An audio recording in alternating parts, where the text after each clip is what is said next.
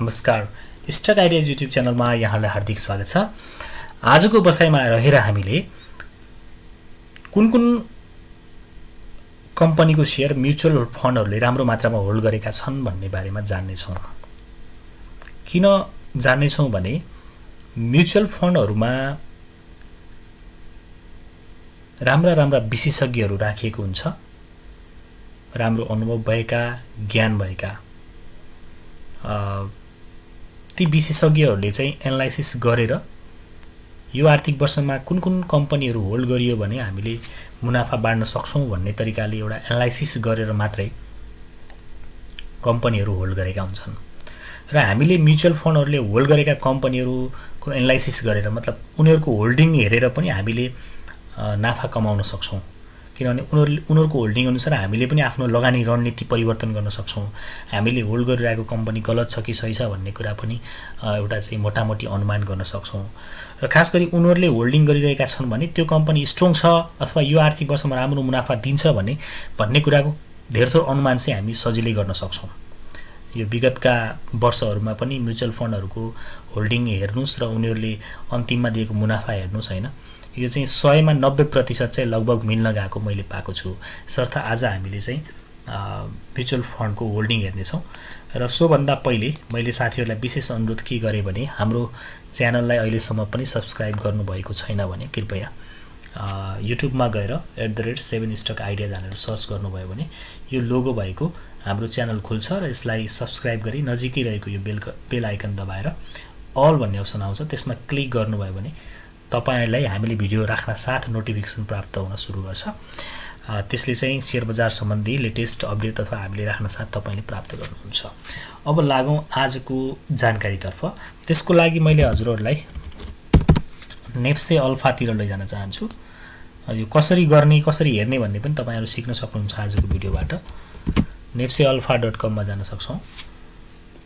त्यसपछि alpha स्क्रिनको mutual fund performance भन्नेमा जाने र म्युचुअल फन्ड पोर्टफोलियो भन्नेमा हामी जाने। सर्वप्रथम त हामीले सेक्टर वाइज म्युचुअल फन्डहरूले कसरी कम्पनीहरू होल्ड गरेका छन् भन्ने कुरा पनि हेर्न सक्छौं हैन। अब यसरी हेर्छौं भने सर चेक गरौँ। बैंकिङ सेक्टरको कम्पनीहरू चाहिँ मतलब बैंकिङ सेक्टर राम्रो होल्ड छ, उनीहरुको सबैभन्दा बढी छ 30.4% छ। त्यसैगरी विकास बैंक हेर्छौं भने 8% छ। माइक्रो फाइनान्स हेर्छौं भने 12.6% छ। त्यसैगरी लाइफ इन्स्योरेन्सको चाहिँ हेर्छौं भने 11.7% उनीहरुको होल्डिङ देखिन्छ। नन लाइफ इन्स्योरेन्स हेर्छौं भने 13.3% उनीहरुको होल्डिङ देखिन्छ। म्युचुअल फन्ड नै चाहिँ उनीहरुको होल्डिङ कति छ 5.5% म्युचुअल फन्ड पनि किनेर राखेको देखिन्छ। म्यानुफ्याक्चर हेर्छौं भने 2.6%। त्यसैगरी इन्भेस्टमेन्ट 2%। अदर्समा चाहिँ 2.1%। हाइड्रो पावर हेर्छौं भने 7.6%। त्यसपछि हामी हेर्छौं फाइनान्स एकदम कम रहेछ उनीहरुको 0.7%। त्यसैगरी प्रमोटर शेयर हेर्छौं भने 1.1% र होटल्स हेर्छौं भने 0.6%। यसरी हेर्छौं भने कतिपय त अब सेक्टरमा नै नम्बर अफ शेयर कम भएको हुनाले पनि कम होल्डिङ देखिन सक्छ हैन, तर पनि मोटामोटी हामी सहज अनुमान गर्न सक्छौं। अब हेरौं सेक्टर अनुसार उनीहरुको होल्डिङ। अब बैंकिङबाट सुरु गरौँ। कमर्सियल बैंकबाट सबैभन्दा धेरै होल्ड चाहिँ उनीहरुको एनआईसी एसियामा छ। यसर्थ पनि हामीले यो एनआईसी एसिया बैंकलाई चाहिँ एउटा ट्रेडिङको लागि पनि एउटा राम्रो अपर्च्युनिटीको रूपमा हेर्न सक्छौं है, किनभने म्युचुअल फन्डले आफूले होल्ड गरेका छन् भने पक्कै पनि यसलाई बढाउने सम्भावना चाहिँ रहन्छ। मिड रेन्जको बैंकमा सानीमा बैंक एकदमै राम्रो होल्डिङ छ उनीहरुको हैन, सानीमा बैंक। त्यसपछि अब ठिकठिकै होल्डिङ भएकाहरु चाहिँ माछापुछ्रे बैंक छ एउटा, अर्को एभरेस्ट बैंक पनि छ, नबिल बैंक पनि छ, नेपाल बैंक लिमिटेड छ। त्यसैगरी ग्लोबल आइएमई, प्रभु बैंक सस्तोमा प्रभु बैंक देखिँदो रहेछ। सिजेडबिआई सिटिजन बैंक पनि राम्रै होल्ड छ, यसरी तपाई हेर्न सक्नुहुन्छ। अब अर्को सेक्टर हेरौँ हामी विकास बैंक हेरौँ। विकास बैंकमा चाहिँ हेर्छौं भने सबैभन्दा बढी होल्डिङ चाहिँ अहिले उनीहरुले गरिमा विकास बैंक सबैभन्दा धेरै होल्ड गरेका छन्। त्यसपछि गएर दोस्रोमा चाहिँ मुक्तिनाथ विकास बैंक देखिन्छ र तेस्रोमा साइन र चौथोमा चाहिँ महालक्ष्मी विकास बैंक देखिन्छ MLPL। अब यसपछि हामी फाइनान्स हेरौँ। फाइनान्स हेर्छौँ भने म्युचुअल फन्डहरूले सबैभन्दा धेरै राखेको कम्पनी भनेको GFCL छ, त्यसपछि MFIL र तेस्रोमा चाहिँ ICFC छ। त्यसै गरी होटल्स हेरौँ। होटल्स हेर्छौँ भने सबैभन्दा धेरै उनीहरूको होल्डिङ भनेको SHL छ, त्यसपछि TRS देखिन्छ। हाइड्रो पावर हेरौँ, सबैभन्दा धेरै घटेको सेक्टर। हाइड्रोमा चाहिँ उनीहरूले सबैभन्दा धेरै होल्ड गरेको कम्पनी चाहिँ SHPC छ, त्यसपछि CHCL छ, त्यसपछि हामी हेर्छौँ यामियन माउन्टेन एनर्जी पनि ठिकै देखिन्छ है, BPCL पनि ठिकै छ, PHCL, AKPL, अप्पर, त्यसपछि अपी, SHCL र RHPL पनि होल्ड अलिकति राम्रो नै देखिन्छ। इन्भेस्टमेन्ट सेक्टर हेरौँ। इन्भेस्टमेन्ट सेक्टरमा चाहिँ हामी CIT चाहिँ एकदमै राम्रो धेरै होल्ड देखिन्छ है। CIT हाम्रो लागि CIT राम्रो हुने देखियो इन्भेस्टमेन्टबाट। लाइफ इन्सुरेन्स हेर्छौँ भने लाइफ इन्सुरेन्सतर्फ चाहिँ NLICL धेरै देखिन्छ, उनीहरूसँग LICN छ, त्यसपछि NLIC पनि छ, राम्रै छ, SJLIC सूर्यज्योति लाइफ र हिमालयन लाइफ चाहिँ अलि राम्रो होल्डिङ त्यस देखिन्छ है। त्यसपछि म्यानुफ्याक्चरिङ एन्ड प्रोसेसिङमा हेर्छौँ भने अहिले सबैभन्दा धेरै शिवम देखियो। शिवम उनीहरूसँग राम्रो होल्ड छ, त्यसपछि HDL, UNL अनि BNT। भनेपछि म्यानुफ्याक्चरिङमा राम्रो चाहिँ शिवम देखियो यति बेला। माइक्रो फाइनान्स हेरौँ। माइक्रोमा चाहिँ CBBL सबसे धेरै होल्डिङ। हेर्नुहोस् त, बजारमा स्ट्रङ पनि छ, बढेको पनि छ, घट्न पनि मानेको छैन।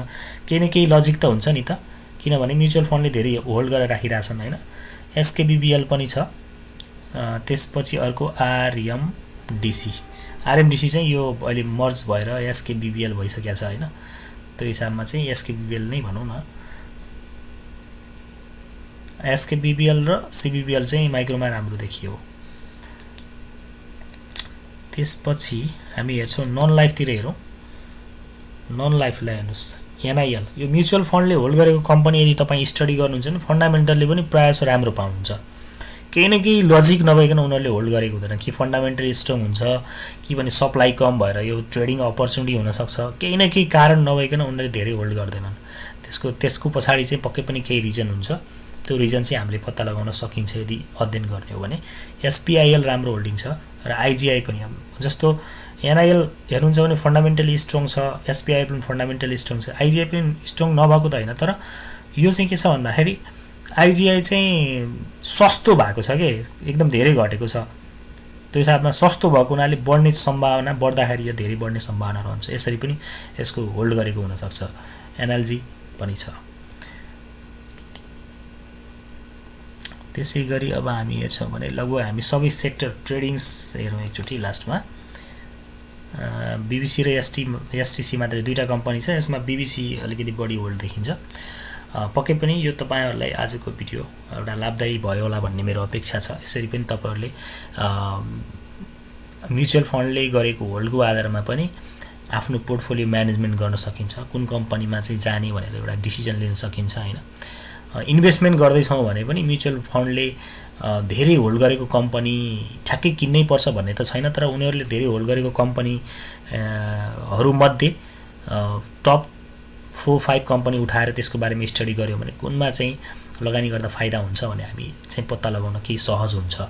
जस म्युचुअल फन्डले बढी होल्ड गरेको कम्पनी छ भने हामी पनि होल्ड गरेर बस्न सक्छौँ, किनभने त्यसमा केही न केही राम्रो छ भनेर हामी सहज बुझ्न सक्छौँ। किनभने म्युचुअल फन्डहरूसँग चाहिँ एउटा राम्रो बिग टोली हुन्छ, त्यो टोलीले, त्यो टिमले चाहिँ पिकअप गर्ने हो टी स्टक भनेको। किनभने उनीहरूले आफूले मात्रै कमाउनु छैन नि त, उनीहरूले त आफूले कमाएर फेरि लगानीकर्तालाई पनि मुनाफा बाँडेर आफूले पनि कमाउनु छ। त्यसकारणले पनि उनीहरूले धेरै मुनाफा कसरी हुन्छ भन्ने चाहिँ सोचिरहेका हुन्छन्। त्यसकारण पनि हामीले म्युचुअल फन्डको पोर्टफोलियो चाहिँ फलो गऱ्यौँ भने, उनीहरूको रणनीतिलाई फलोअप गरेर चाहिँ हामी अगाडि बढ्यौँ भने पक्कै हामीले पनि राम्रो नाफा निकाल्न सक्छौँ भन्ने लाग्छ। हस् त, यही भिडियोको आधारमा मात्रै तपाईँहरू सेयर बजारमा लगानी नगर्नुहोला, आफ्नै स्टडी पनि गर्नुहोला भन्न चाहन्छु। यति भन्दै आजको बसाइबाट बिदा चाहन्छु। तपाईँको समय